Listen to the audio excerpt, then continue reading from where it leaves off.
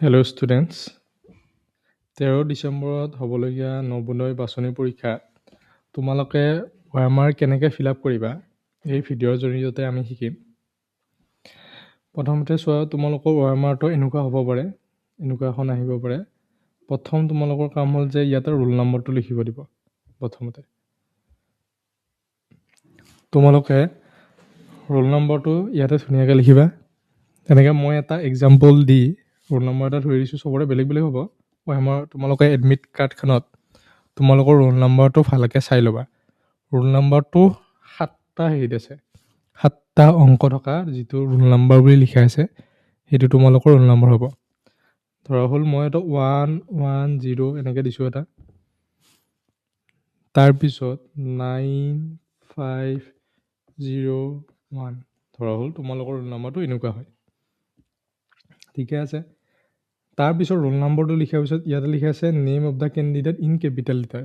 তাৰমানে তোমালোকৰ নামটো কেপিটেল লেটাৰত লিখিব দিছে, বুজি পাইছা? যেনেকুৱা তোমালোকে ধৰা হ'ল তোমাৰ নাম যদি ৰাহুল হয়, তেনেকৈ ৰাহুল ধৰা হ'ল বৰুৱা যদি হয় বৰুৱা, এনেকৈ নামটো লিখিবা। ইয়াতে তোমালোকৰ দেউতাৰ নাম, ইয়াতো কিবা ধৰা হ'ল কিবা বৰুৱা আছে, এল বৰুৱা, এনেকৈ যদি তোমাৰ দেউতাৰ নাম থাকে এনেকৈ লিখিবা। যি নাম হয় সেইটো লিখিব লাগিব, কিন্তু এইটো কেপিটেল লেটাৰত লিখিব লাগিব। ইয়াত লিখা আছে নে কেপিটেল লেটাৰত হ'ব। ইয়াত লিখিলা, লিখাৰ পিছত তোমালোকে তলত যাব, মানে নেক্সট এইটো পিছফালে এইটো পেজ থাকিব, তাতে তোমালোকৰ ৰোল নম্বৰ বুলি আছে। ইয়াতে চোৱা এনেকৈ এইখিনি তোমালোকে কেণ্ডিডেট তাৰমানে তুমি নিজে কৰিব লাগিব। আৰু যিফালে সোঁফালে আছে এতিয়া এইখিনি বস্তু তোমালোকৰ যিটো গাত পৰিব ইনভিজিলেটৰ তেওঁ কৰিব। এতিয়া কথা হ'ল যে OMRখন এনেকুৱাই যে আহিব একো কথা নহয়, বেলেগো হ'ব পাৰে। যদি এনেকুৱাখন আহে তেতিয়াহ'লে তাতে সেইটো কৈ দিব যে কোনখিনিত তোমালোকে লিখিব লাগিব আৰু কোনখিনিত তেওঁলোকে লিখিব, যোনৰ গাত থাকিব যিজন। তো সেইটো বস্তু কৈ দিব তাতে। তো তোমালোকে যদি তাতে যিটো কয় সেই হিচাপত তোমালোকে লিখিবা। এতিয়া তোমালোকৰ ৰোল নম্বৰটো লিখিব দিব ইয়াত। এতিয়া ৰোল নম্বৰ আমি এটা বহাইছিলোঁ ইয়াত 110। যদি আমি ৰোল নম্বৰটো বহাওঁ এতিয়া 1109501, আমি এইটো roll number বহাইছিলোঁ।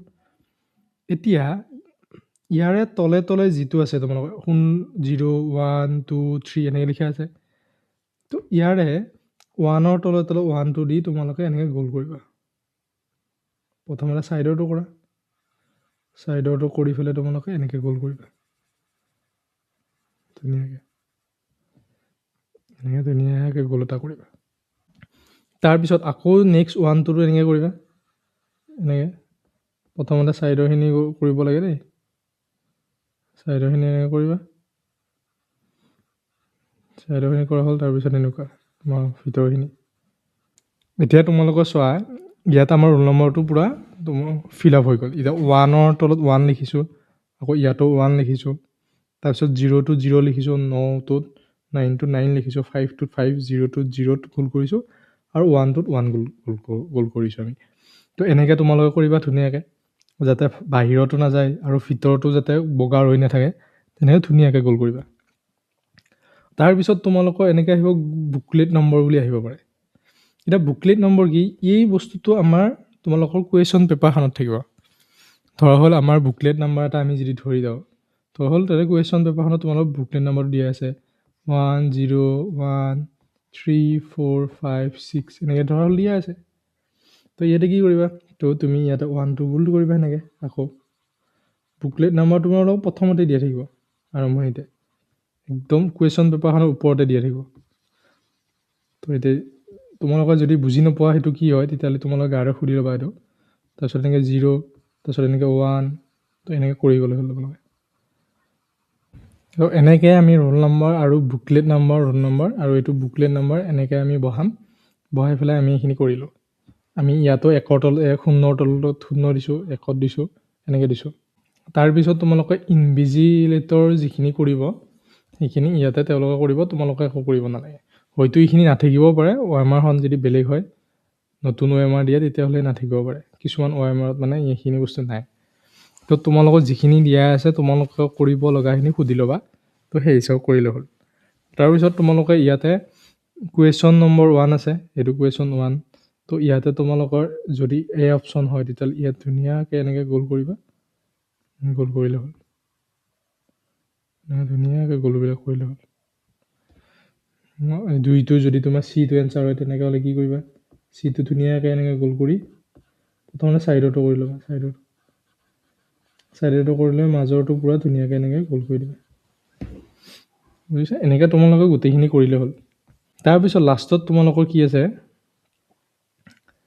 Signature of candidate E running hand. তাৰমানে তোমালোকৰ এইটো চাইন মাৰিব লাগিব। এতিয়া তোমালোকৰ আমি ইয়াতে কি নাম দিছিলোঁ, ৰাহুল, ধৰক ৰাহুল বৰুৱা বুলি এনেকৈ আমি চাইনটো মাৰিলোঁ।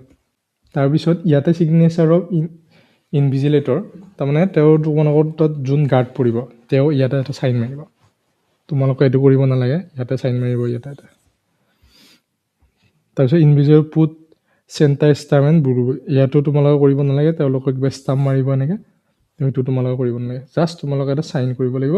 এইটো সুধি ল'বা, তেতিয়াহ'লে কৈ দিব যে চাইনটো কৰিব লাগে। জাষ্ট তোমালোকৰ ইম্পৰ্টেণ্ট বস্তু হ'ল কি, ৰোল নাম্বাৰ আৰু বুকলেট নাম্বাৰটো শুদ্ধ কৰিব লাগিব। যদি এবাৰ ভুল হয় OMRখন মানে চেঞ্জ কৰি নিদিয়ে। তো সেইকাৰণে তোমালোকে ভালকৈ কেয়াৰফুলি সেই বস্তুটো গোলটো কৰিবা। 1ৰ তলত যেনেকৈ 1 নম্বৰটো দিবা, সেইটো 1ৰ তলত এনেকৈ দিবা, 9ৰ তলত 9টোত দিবা, সেনেকুৱা আৰু তোমালোকৰ যি হিচাপৰ ৰোল নম্বৰ আছে সেই বস্তুটো এডমিটখন যেতিয়া নিব পাৰিবা তাতে চাই ল'বা তোমালোকে। তো এই ভিডিঅ'টো এইখিনিয়েই। Thank U.